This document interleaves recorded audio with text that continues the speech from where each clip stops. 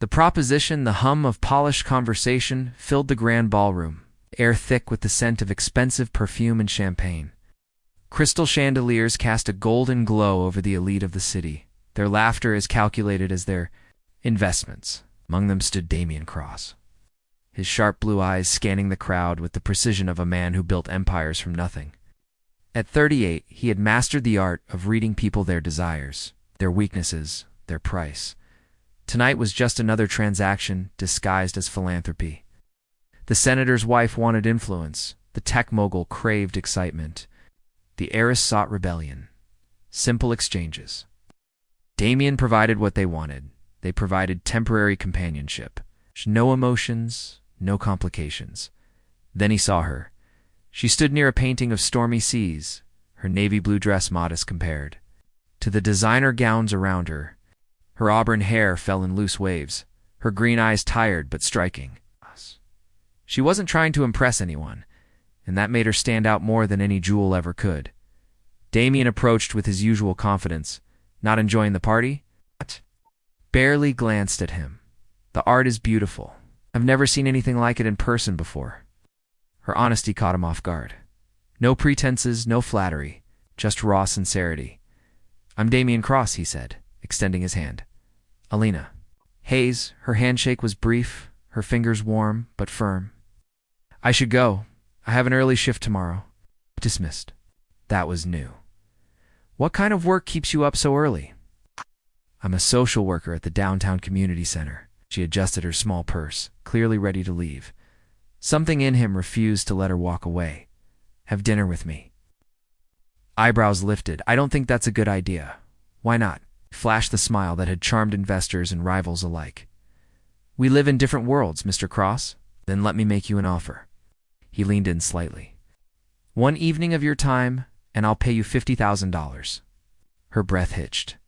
Excuse me? Dinner? Conversation? Nothing more unless you choose otherwise? She stared at him, conflict flickering in her eyes. He could see the calculations, the weight of medical bills, the desperation of someone, carrying burdens too heavy to bear alone.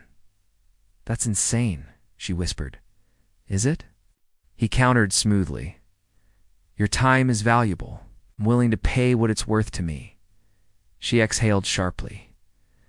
One evening, dinner and conversation only, and I leave when I want to leave. Of course. Then yes, Mr. Cross. You. Have a deal? 3 days later, Elena stood outside his penthouse, her heart pounding. The elevator doors opened directly into his world floor 2 ceiling windows. Modern art, a view of the city that belonged to kings. He appeared from the kitchen, dressed in dark jeans and a gray sweater that made his eyes even more piercing. You came, I keep my word. Dinner was unexpectedly intimate. He had cooked himself pasta, perfectly paired wine, tiramisu that melted on her tongue. They spoke of her work, her father's injury, the broken system that left families drowning. Is that why you accepted my offer? He asked quietly. Yes, she admitted. My father raised me alone. Now he needs me and I can't help him. Something shifted in Damien's expression. You'd sacrifice your pride for him. Most people would. No, he said. Voice rough. They wouldn't. For the first time, she saw past the billionaire's mask to the orphaned boy who had been betrayed by family. When the evening ended, she thanked him and left. But as the elevator descended, she realized something. Terrifying, she didn't want it to be just one night, and neither did he. The morning sun filtered through the penthouse windows, casting long shadows across the polished floors. Damien sat at his desk, fingers steepled, staring at the untouched paperwork in front of him. His mind wasn't on mergers or acquisitions. It was on her. Alina Hayes. Her name echoed in his thoughts like an unfinished melody. He had expected a transactional evening money in exchange for time. Instead, she had unraveled something inside him with nothing but honesty. His phone buzzed. Marcus, his assistant, had sent the usual morning briefing. Damien ignored it. He needed to see her again. The downtown community center was nothing like the sleek corporate towers Damien frequented. The brick building was weathered but welcoming, its walls covered in colorful murals of children playing. Inside, the air smelled of coffee and warm bread, the sound of laughter and conversation filling the space. He stood near the entrance, feeling out of place in his tailored suit. Then he saw her. Alina was crouched beside a little girl, helping her tie her shoes. She wore simple black slacks and a soft green sweater, her hair pulled into a loose ponytail. She looked real here, not the hesitant woman from the gala, not the guarded dinner companion from last night. This was her world. You waiting for? Someone's son? Damien turned. An elderly man with sharp eyes and a knowing smile stood beside him, just observing, Damien said smoothly. The man chuckled. That's Miss Alina you're staring at? She's something special. Damien didn't deny it. How do you know her? She helped my grandson when the school system failed him. She helps everyone. The man studied Damien. You're not from around here, are you? No. Well, the man said, patting Damien's shoulder. If you're here for her, you better be serious. That girl's been through enough. Before Damien could respond, the man walked away, leaving him with a strange weight in his chest. Alina finally noticed him. Her eyes widened.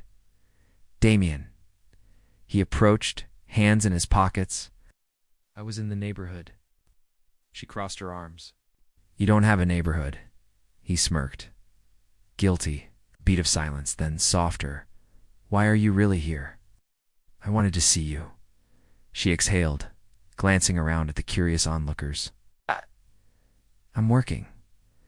I can wait. She hesitated, then nodded toward a small office. 5 minutes. Inside, the space was cramped, but organized files stacked neatly. A framed photo of her and an older man, her father, he assumed, on the desk. So she said, leaning against.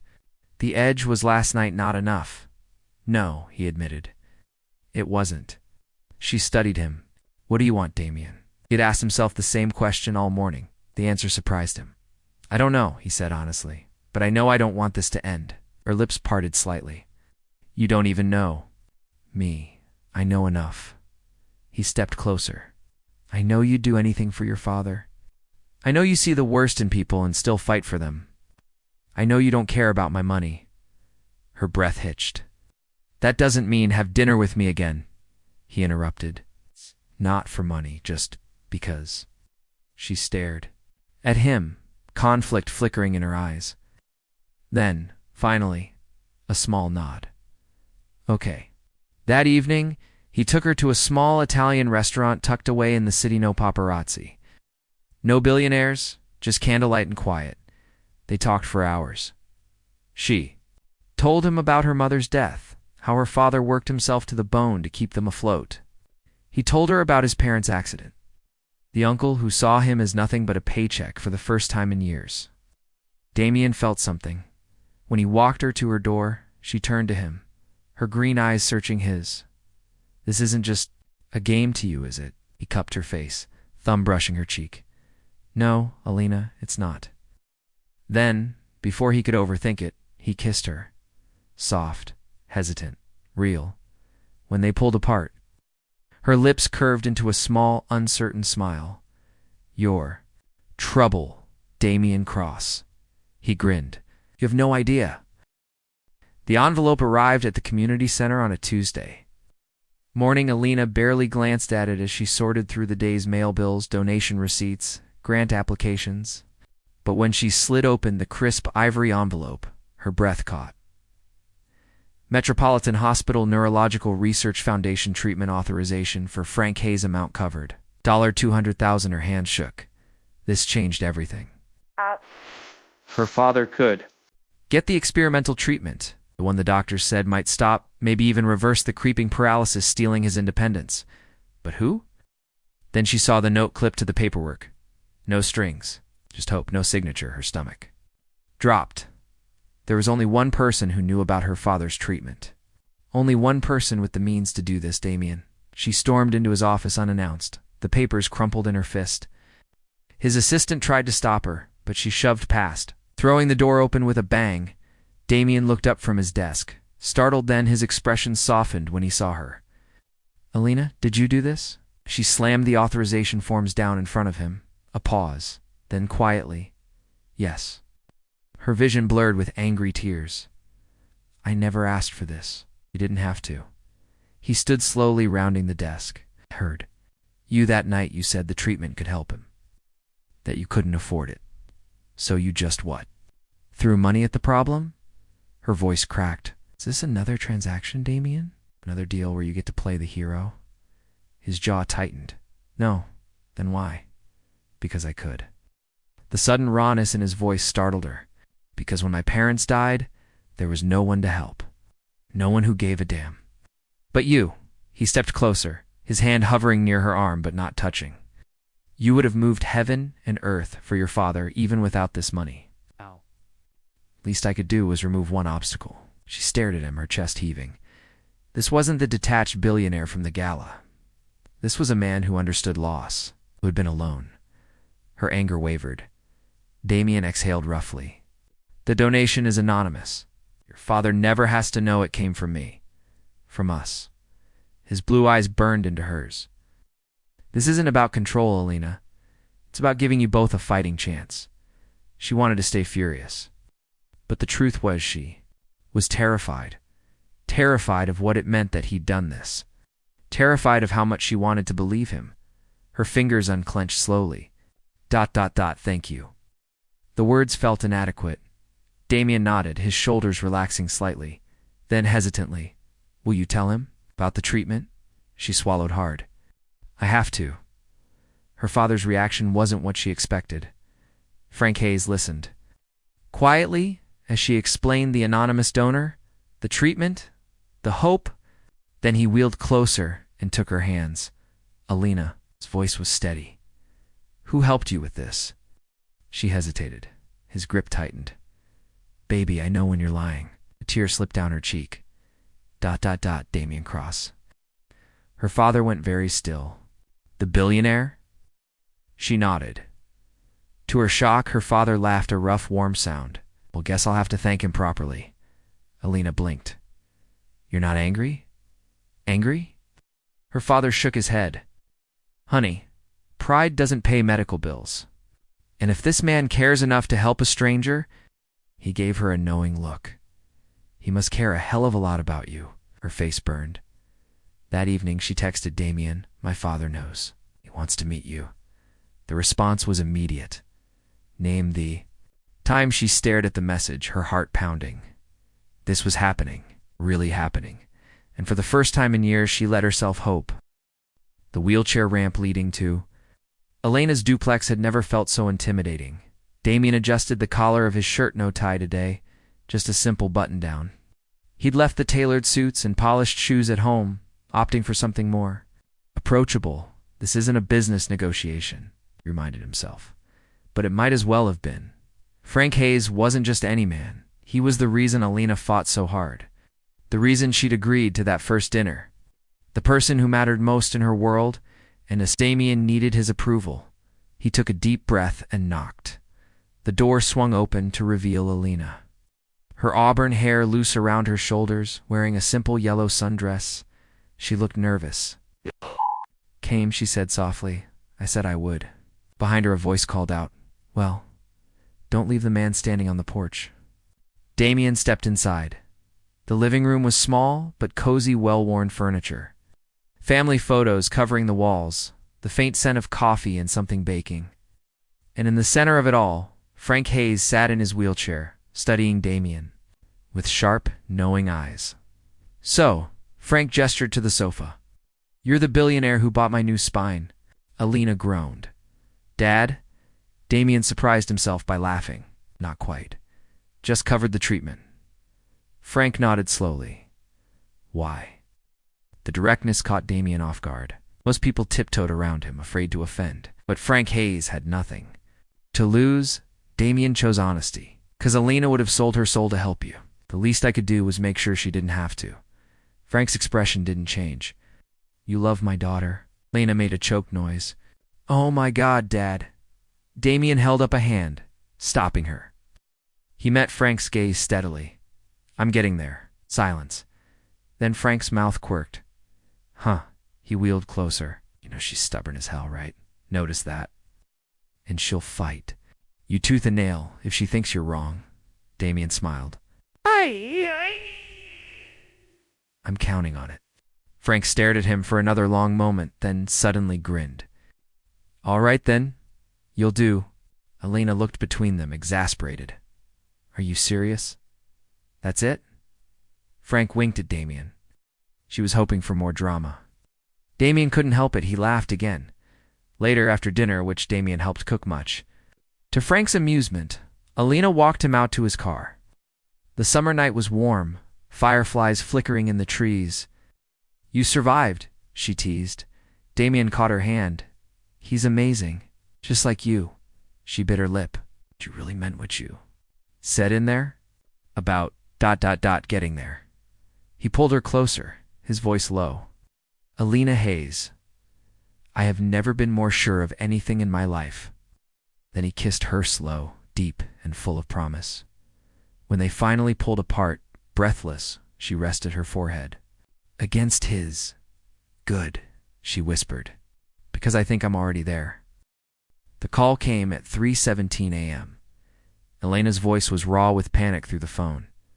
It's the center. There was a fire. Damien was already pulling on his clothes before she finished speaking. Are you hurt? No, but a shuddering breath. The children's wing is gone. Summer camp starts in 3 days. The words hit him like a punch. He knew what that program meant to hurt to the kids who had nowhere else to go. I'm on my way. The acrid smell of smoke hung thick in the air as Damien's car screeched to a halt outside the community center. Flashing red lights from fire trucks painted the scene in eerie strobes. Elena stood wrapped in a blanket, her face streaked with soot as she directed volunteers. When she saw him, something fragile flashed in her eyes before she steeled herself. The sprinkler system failed, she said hoarsely. We got everyone out, but ...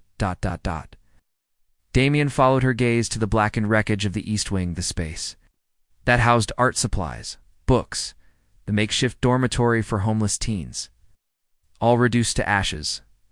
Behind them, a distraught Mrs. Murphy wrung her hands. Insurance won't cover half of this. What will we do? Elena's shoulders squared. We rebuild. But Damien saw the tremor in her hands. In his car, he made 2 calls. The first was to his construction team. I want crews at the community center by sunrise. Full restoration, no budget. The second was to Tokyo. A groggy voice answered in Japanese. Cross. Do you know what time pulled the deal? Damien said. Silence. Then, you're joking. The Morrison acquisition? We've been negotiating this merger for months.